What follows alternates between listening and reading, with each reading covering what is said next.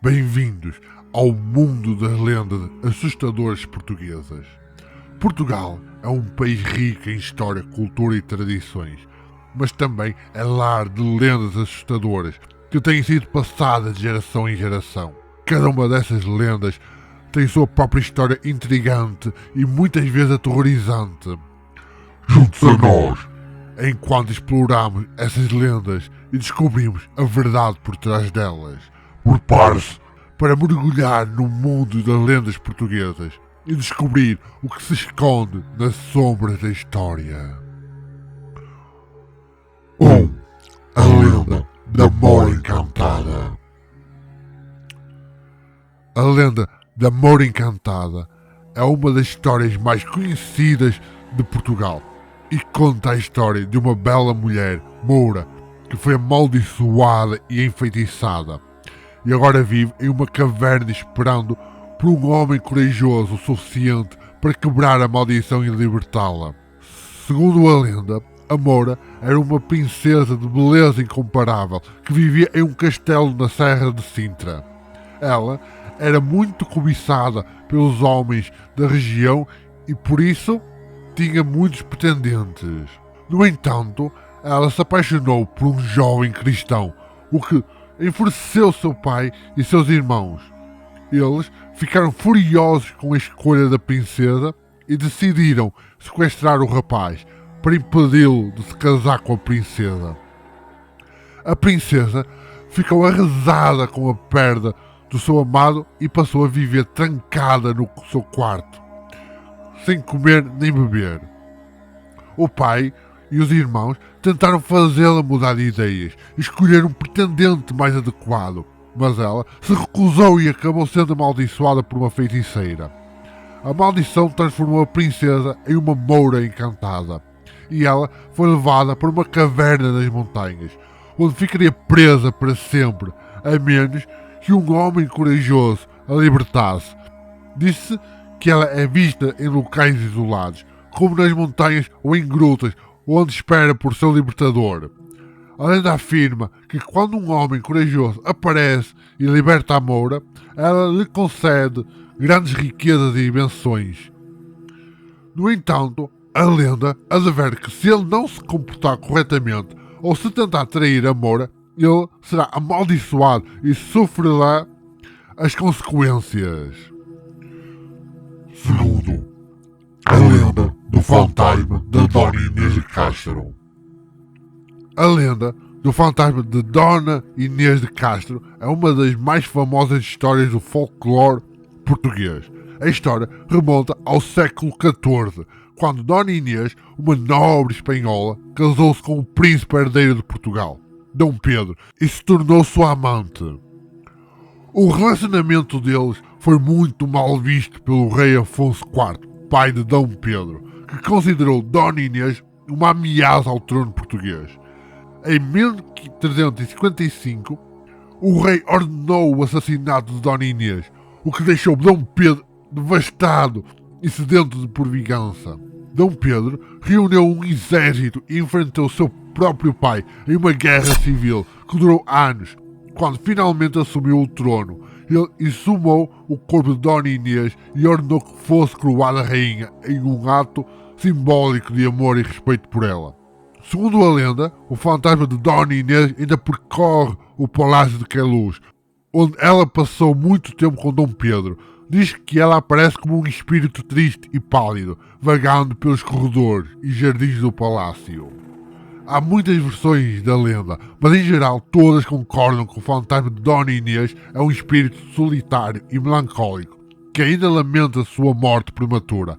Algumas pessoas afirmam ter visto o fantasma de Dona Inês no palácio, enquanto outras dizem ter sentido sua presença, ouvido seus lamentos ou visto seu reflexo nas janelas. 3. A lenda do lobisomem de Fátima. A lenda do lobisomem de Fátima é uma das histórias mais assustadoras do folclore português. Diz que um homem se transformou em um lobisomem e aterrorizou a região de Fátima. A história começa em uma noite escura e tempestuosa, quando um homem chamado António dos Reis estava voltando para casa após um dia de trabalho. Ele estava cansado e com fome, mas não conseguiu encontrar o seu caminho na escuridão. Ele se perdeu e acabou se encontrando com uma criatura assustadora que parecia um lobisomem. O lobisomem atacou António e o mordeu, transformando-o em um outro lobisomem. A partir daquele momento, António se transformava em um monstro todas as noites de lua cheia e saía pelas ruas de Fátima aterrorizando os moradores e matando animais. Os habitantes de Fátima ficaram horrorizados com os ataques do lobisomem e começaram a se organizar para caçá-lo. Eles colocaram armadilhas e armas ao redor da cidade, mas o lobisomem era muito astuto e sempre conseguia escapar. Finalmente, um grupo de caçadores conseguiu cercar o lobisomem em uma floresta e matá-lo com um tiro. António dos Reis foi encontrado ao lado do corpo do lobisomem morto com uma bala no coração. Quarto, a Casa dos Bicos em Lisboa. A Casa dos Bicos em Lisboa é um edifício histórico que guarda uma lenda misteriosa.